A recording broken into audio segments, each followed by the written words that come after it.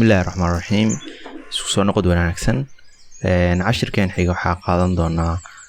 wax loo yaqaano in aad present ku sameysid ama aad soo jeedisid shaqooyinka aad qabatay in aad ku soo bandhigtid portfolio. Marka portfolio oo muhiim qofka designer-ka ah ama qof kasto skill leh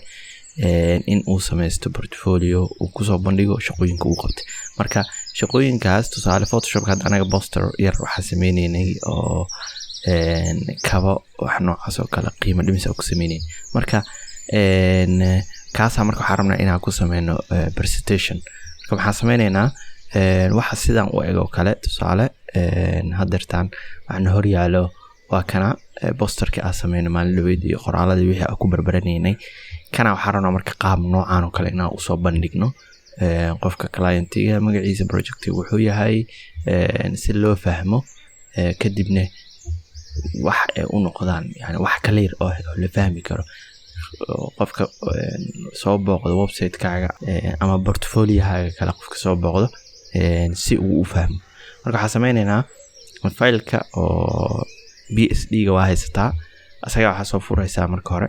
kadibna marka soo furto waxaan sameynaynaa marka koowaad file-kan ana waxa ka dhigaynaa flat image waxa la yiraahdo kadib layer marka tagta qaybta u hooseyso ay ku qoran tahay flat image ku dhufo kadib wuxuu kaaga dhigay hal xabo kaaga dhigay meeshan hada fiiris hal xabo kaaga dhigay. Marka waxaan sameynaynaa midka hal xabo oo ka dhigay log ka qaad kadib new layer ku dhufo new layer marka ku dhufto waxaan sameynaynaa mid kale oo cusub noo sameysan midka cusub marka waxaan rabnaa cabirkiisa inaa ka weyneyno cabirka noo furan. Marka waxaan leenahay image imaaw kadib waxaa tagtaa canvas size kadib meeshan waxaa ka dhigaysaa centimeter kadib waxa waa hadartaa meeshan 15 marka waxaa leenahay tusaale 3 ku dar 15 3 ku dar waxa 18 ka dhiganayna waa tusaale ah adiga marka cabirka isticmaalaysa ay ku qosaysaa inta waxaa ku dareynaa 3 waxa ka dhigaynaa 13 marka waxaa leenahay okay marka dhaan sidaan noogu soo baxay layer kan koowaad markuu noo soo baxay imaanayna qaybtan inta waxaa imaanayna edit kadib waxaa leenahay fill marka dhahno waxaa leenahay foreground color marka madowga noo soo saarayo madowga hanoogu jiro oo baahanahay kadib waxaa leenahay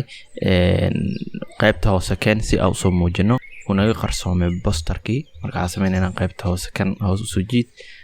sidaan ugu soo muuqana. Kan marka ku dhufato waxa ku dhufanaysaa qaybtan kadib waxa ka doorataa gradient marka dooratid waxa ku soo baxay sidaan oo kale. Marka midkan ana diyaarsaday marka waxa sameyn kartaa inta ina soo furto meeshan ina ku dhufato kadib double click siinaysaa kadib colorka nooca rabtid inta ka xulanaysaa tusaale noocaas oo kale ka dhigan kartaa alada inta imaanaysa hadana ayadana sidoo kale nooca rabtid ka dhigan kartaa waa bedeli kartaa. Marka aan leenahay anaga waxaan ugu dhaaftaa sidii hore oo tusaale noocaan oo kale kadibna dheh kadib sidee noocaan oo soo baxay alena waxaan rabnaa hadda inaan ka dhigno xogaa wax kale oo u eg yani wax markaas meesha la dul saaray oo kale waxaan leenahay kadib waxaan sameysaa control T aan leedahay si aan uga dhigno wax xogaa meesha lagu dul tuuray ama la dhigay oo kale oo reality camal xayar inta u qaloocinayna size-kana xayar yareynayna kadib kor ageynayna meelahan oo kale xalena marka kan waxa u sameeynayna marka drop shadow asaga ku dhufanaysaa qaybta hoose imaaw kadib drop shadow dooro marka dooratid waa kana waxa ku soo bixi doono opacity-ga kale xogaa qaabka u muuqanayo gadaal ka arki kartaa meeshan inta waxaa leenahay distance-ga oo la ekaanayo shadowgaas ilaa inta uu gaaraya qaybtan waxaa ka xuli kartaa angle-ka markaas uu noqonayo drop shadow-ga spread-ka ilaa intee ayuu faafi karaa waxa ka dhigi kartaa kanne size-ka intuu la ekaan karaa hadda tusaale hadaa weyneeyo saasuu noqonaa hadda yare xogaa normal nooga dhig leenahay kadib waxyar leenahay saan oo kale meelahan oo kale kadib meeshan marka waxa sameeynaa qoraal ku qoranaynaa leenahay tusaale client kadibna waxaa leenahay project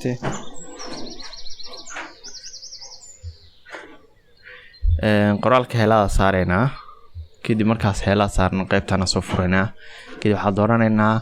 paragraph marka waxaa leenahay alignmentiga right ka dhig kadib waxaan rabnaa right markaa ka dhigno heelada saar haddana control a dheh control a markaa dheh xaggaan imaaw kadib waxaa doorataa spaceka labada sadar u dhexeysa client iyo project labadaas spaceka u dhexeeya ina xoogaa wax yar kala fogeeyo kadib markaa wax yar kala fogeeyo wuxuu noqonayaa sidaan saxa saaraysaa okay leedahay kadib waxaa leenahay kana qabanaynaa waxaa leenahay control kadib waxaa leenahay alt markaa qabato waa jiidaysaa kadib meeshaan dhigaysaa heelada saaraysaa kadib paragraphka ku laabo waxaa ka dhigaynaa left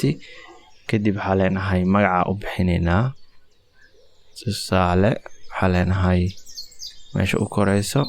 waxaa leenahay shrine tusaale shrine shoes oo kale kadib inta imaaw waxaa leenahay tusaale qiimo dhimis okay waxaa leenahay marka saxda saaraysaa kadib qaybta heelad saar kadib waxaa leenahay waxaa ka dhignaa character imaaw bold waaye waxaa ka dhigtaa regular xoogaa kadib waxaa leenahay okay sidaanu ugu egyahay wax xoogaa yani reality u eg oo kale marka cashirkeena intaanu ku egyahay bal baraatikeeya isku daya wixii ii soo baxo aragna insha Allah waa inoo cashirkayga